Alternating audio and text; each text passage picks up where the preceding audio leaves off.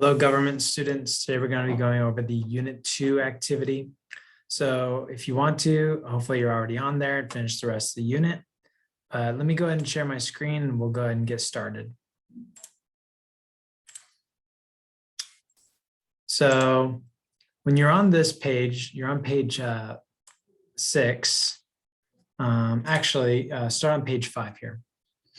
This is about your representatives. So you're going to click on this tool right here and identify the people who represent you. So click on this tool and it'll bring you to this. You put in your street and your zip code and it should give you something like this.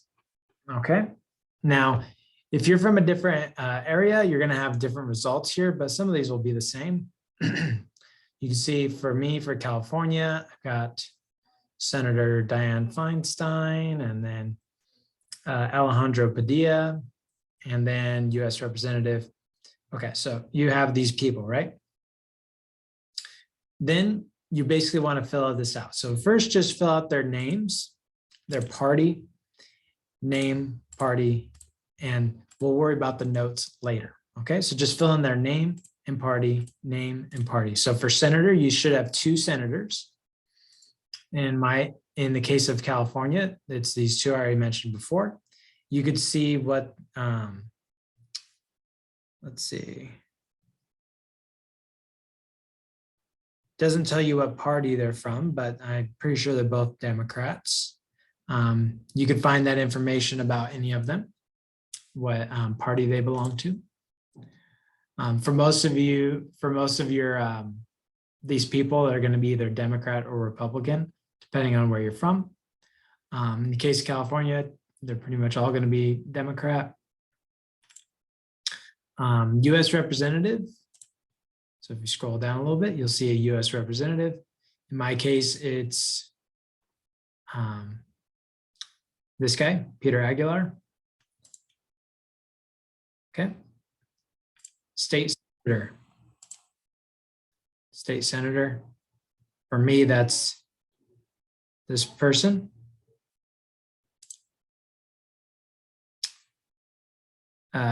State representative.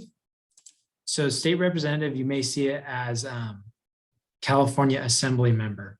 So for me, that's going to be this guy, James Ramos. And then for at-large district representative for Washington, D.C., you won't be able to find this person, but they're going to be this person right here, Eleanor Holmes Norton. Okay. They're Democrat, and there's information about them. Okay, so as far as for the notes, you can find notes about them from just any Google search. You could just look on Wikipedia or something and just put in like a 1 or 2 sentence note about them, right? Like how long have they been serving? So for example, for the senator, how long have they been a senator for? Where are they from? And how old they are. That's probably enough. Okay. And you can see some of that information. You can't see that information here. You can see their phone numbers and stuff. But yeah, how long they've been serving in that position for and where they're from. Those are the main things. And you can maybe put like something they stand for. No big deal, just simple notes. Okay, here's an example from someone. Now, these are not going to be yours because you're not from Minnesota. But if you are from Minnesota, then maybe these are yours. And also this was done a long time ago. So even if you are from Minnesota, this is just an example. Okay, so here's what an example of what it should look like. Obviously, your people are going to be different because you're from wherever you're from, California, most of you, and same thing here, right? So just don't use these people, but this is what it should look like. Okay, this is what it should look like. Okay, I hope that makes sense. Okay, once you're done with that, let's go and move on to part B. Now analyze the backgrounds of the people who represent you. Provide a demographic overview of these people. Are they male or female? How old are they? What party do they come from, either individually or as a group? Do you recognize the names of the representatives? How many have you met? Have you met any of them, seen them speak, or done any campaign work for them? Did you learn anything that surprised you about your representatives? So here's an example of what it might look like. This is an example for Amy Klobuchar, right? First woman elected U.S. Senator in Minnesota. She was born in Plymouth, 1960. She graduated from Yale University, magna cum laude, with a bachelor's degree in political science. Her senior thesis focused on political debates surrounding about, okay, so you can see. Now, you don't need to write, now your goal is to write a little blurb like this about each of these people that you listed here, okay? Now, don't make a blurb for every single person. I would say do your 2 senators and do 2 of these other people, okay? So do your 2 senators and then 2 of these other people you choose. So you just do 4 people in total, that should be good enough, okay?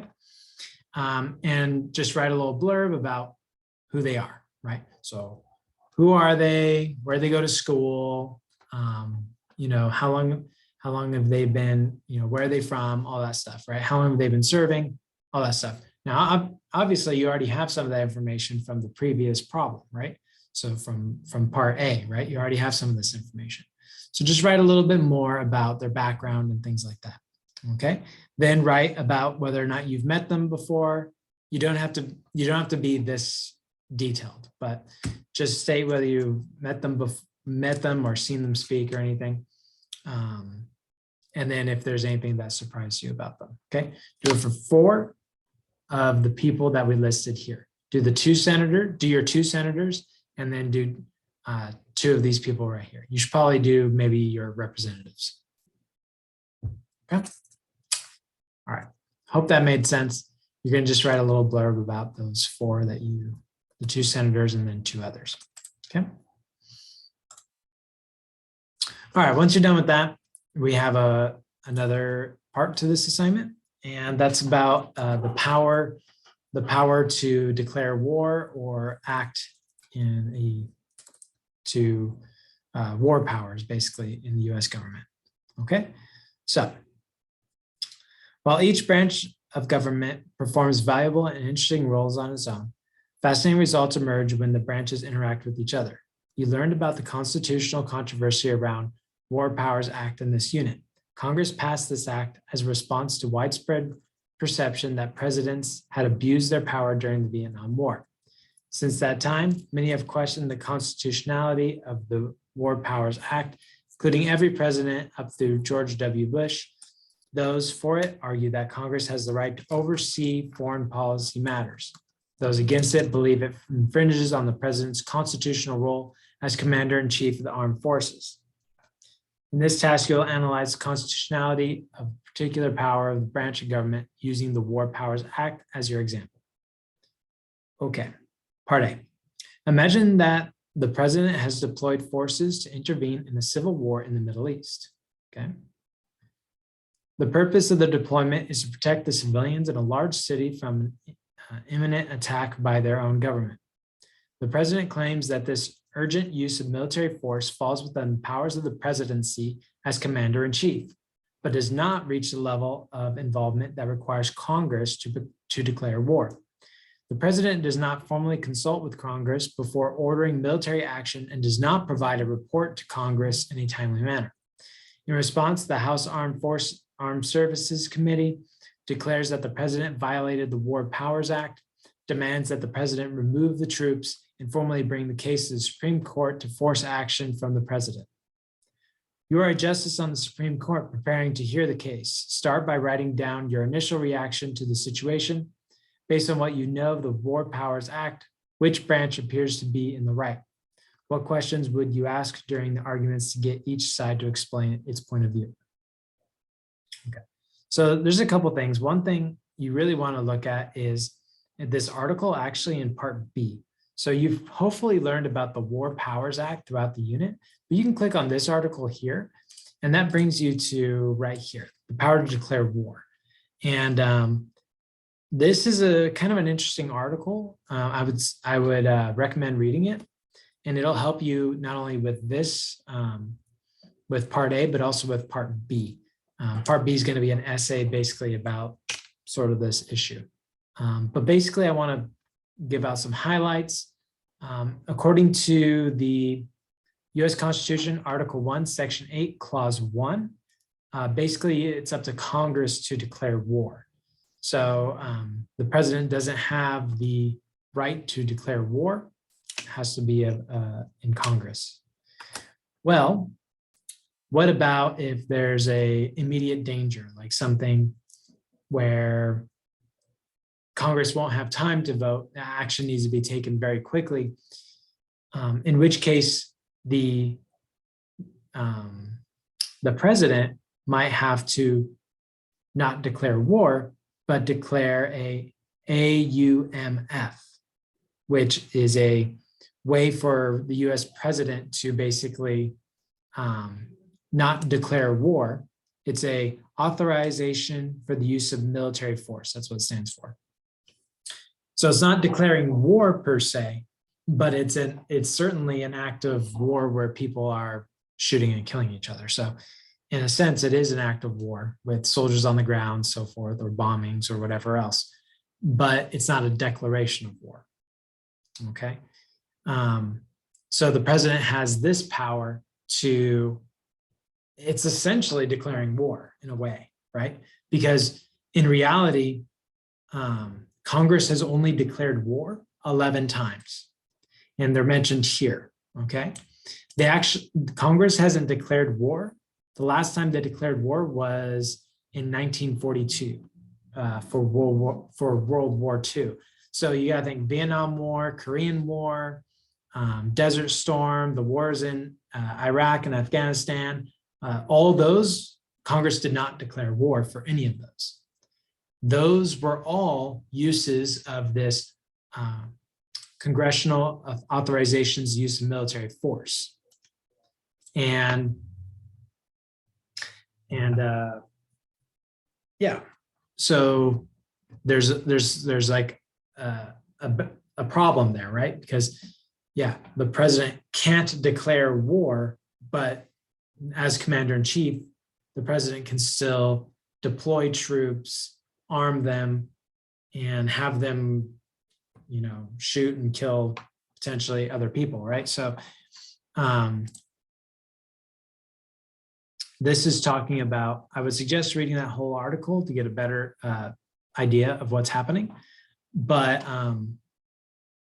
if you were a Supreme Court justice, what kinds of questions might you ask the president to justify the action, right? So one thing you might ask is something like, why you could ask the president,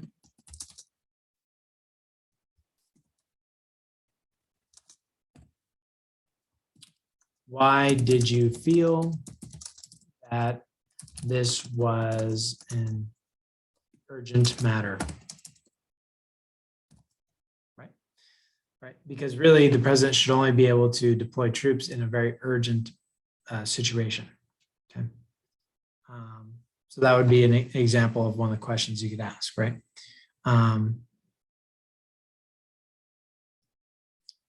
Maybe you could ask Congress,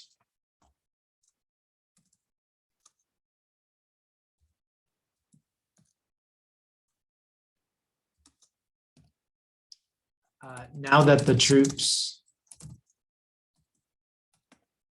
have already been deployed,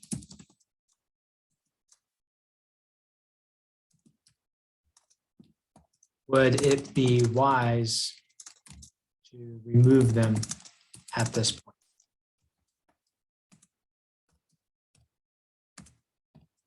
Okay. And you can think of some other questions that you might want to ask, right?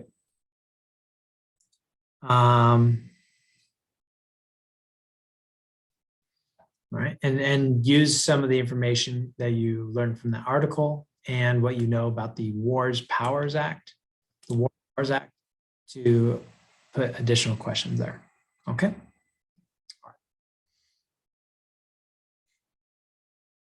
Part B, once oral arguments are concluded and a verdict has been reached, you are asked to write the opinion of one group of the Supreme Court justices. You can choose which side of the argument to support. All right, so you could either support the president's decision to send troops and bypass Congress, or you can choose to support Congress's view that this was an unlawful use of force and that the decision needed to go through Congress before any troops were deployed. But if you follow this, the way this goes, it'll be fairly straightforward, okay? Gather sources. One of the sources you can use definitely is that article, right? Now, in this article, there's also sources at the end you can use, okay? So for further reading, you can see all these down here. So these are additional things you can use to help back you up. So first, begin by gathering those sources. Kind of already gathered a few, right? Or gathered those, all right? So, that's fine. We gather sources. Done. Great. Develop your argument. So then you need to decide whose side you want to argue for. Ideally, it's the side you agree with, but it doesn't have to be the side you agree with. Just choose the one you'd be easier to write for, in your opinion. So now that you've analyzed the sources and used as evidence, revisit the essay question, then develop your argument with these factors in mind. Your argument should be well supported by your research, match the evidence and sources to the point in your argument, right? So you might argue like, oh, the president has been able to use this power, repeatedly, right? During, all those other conflicts. Why should they not be able to use it during this time to protect civilians? Okay.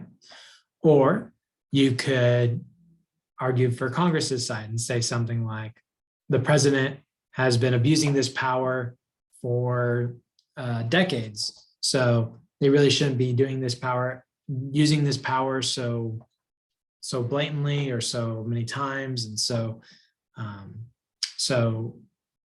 that it should be up to Congress to decide whether these troops should be deployed. And at this point, they should be removed. And then a decision made, a vote taken, and a debate had, right? It makes sense that it should go through Congress to declare war, because honestly, it should be up for debate. It shouldn't be one person, the president, deciding like, oh, we're going to send people to go get killed and kill others. It should be something that's a big step, right? So perhaps it should just be only up to Congress, right? Unless there's a direct attack or on US soil or something, right? So, just come up with an argument, take a side and come up with a reasonable argument and use the sources as your guide. You could always quote from the sources directly, but just make sure that you cite them at the end, okay? So write your essay. As you write your paper, use quotations from the summaries of your sources for your argument. Be careful to keep these ideas in mind. Avoid plagiarism. So one of the things when you're citing a source, you'll say, according to, let's say I'm using this article here, okay?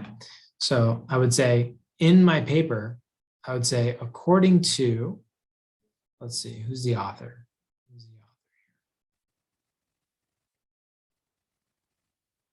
Might be at the end.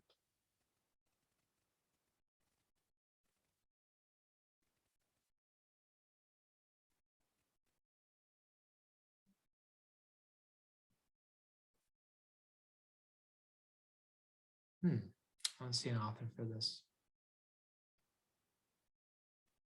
Okay, well, you could just use the History, Art, and Archives. So according to the United States House of Representatives, History, Art, and Archives, and then your quote, right? Then at the end of your paper, you need a works cited. So what does a works cited look like? You could usually you would put the according to, quote, according to, and then here you put the name of the author or the article. Usually both. Quote, and here you could take like a couple sentences, right? So this will help you write your essay a lot. You can take a direct quote from them as long as you source it correctly, right? Use quotes that support what you're trying to prove. Then at the very end of your article, you'll have your works cited, okay? So How do you do that? First, you would do author, date, name of article,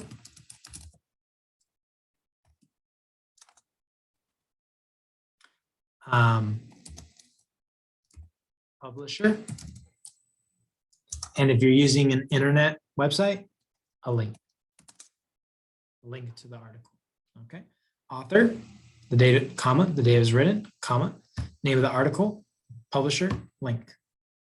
Okay, so this one didn't have an author. I couldn't find an author or a date. Okay.